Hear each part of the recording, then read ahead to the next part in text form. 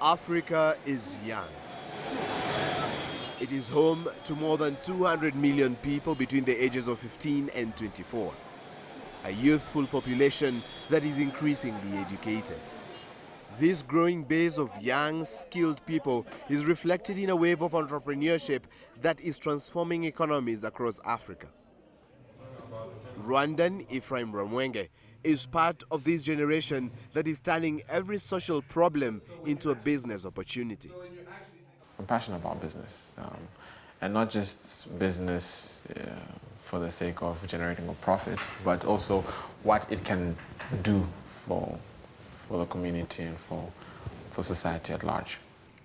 At only 22, this serial entrepreneur heads a $2.5 million business conglomerate. Ephraim's business empire is comprised of 4 companies in agribusiness, ICT, media, and financial services. Although his young age might fool you into believing everything was handed to him on a silver platter, the young entrepreneur says he has had to sweat his way up, getting experience on the way. My journey started when in primary, as an entrepreneur officially. I used to sell sweets in primary school, cheaper than the canteen, until the school that I was going to actually put a ban on selling sweets. Junior high, I sold lyrics, and then that one grew, and then I went to senior high, and then there was a guy in school who was taking pictures. So I bought his camera from him, but then he maintained taking the pictures, and we did a revenue share. After photography, he ventured into ICT at the age of 17, a business that he has carried on to this day. Even though most young entrepreneurs on the continent have their main focus on tech, Ephraim's eggs are in different baskets. 3 years ago, he relocated from Botswana, where he was born, to the land of his mother to capitalize on the many opportunities Rwanda offered. We went from print advertising with $1,000. That failed miserably. We then went on to the pure hustle, or as I call it, the African hustle, which found us in agricultural products. So we'll take agricultural products from the rural areas and bring them to Kigali.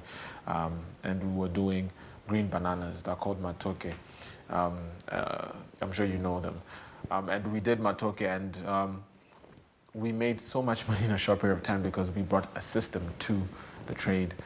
Then we thought of expanding that business, but we realized the value addition wasn't really going to add much to our value proposition, as well as also value to our business in terms of growing it. So we then said, what commodity can we go into, what agricultural product can we go into that has the potential to scale?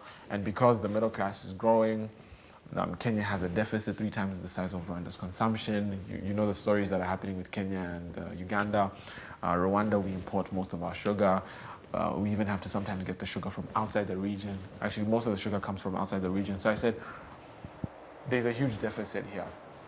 Even though sugar has been done for years, centuries, there's an opportunity here. So we invested in that. The business has grown rapidly, which saw us invest in coffee.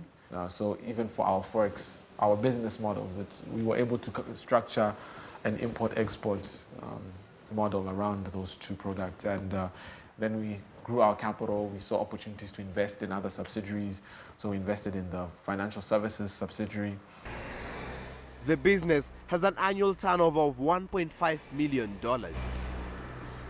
But it's not only about the money. Ephraim has always wanted to create meaningful enterprises. One of his subsidiaries, Rwa Capital, a venture capital firm, is doing just that. Currently, it manages a portfolio in excess of $150,000, overseeing 4 startups.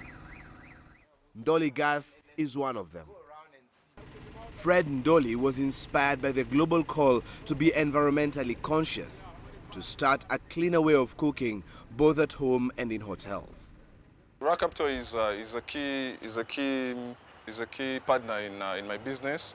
First of all, they help me financially and also assist me with my day-to-day running of the business. Like I would sell only like 1,000 tons But since they've come, we're doing about 4,000 tons a month and selling at a turnover of about 5 million.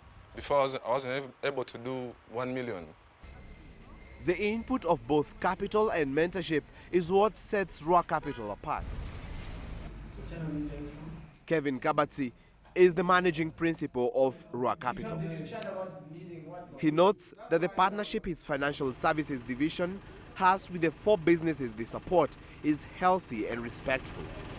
We believe that capital alone isn't enough, and it's our greatest performance gainer is that we believe we have to invest in strategic input. So we spend hours training, we spend hours getting across our message of where we believe the business has to go, and also fully getting the picture of how the entrepreneurs view their business.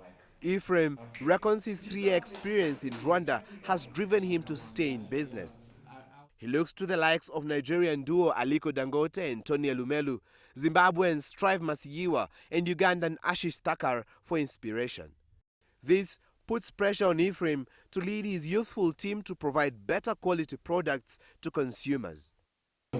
At the same time, this will add more zeros to the value of his company, pleasing his partners and brightening his future.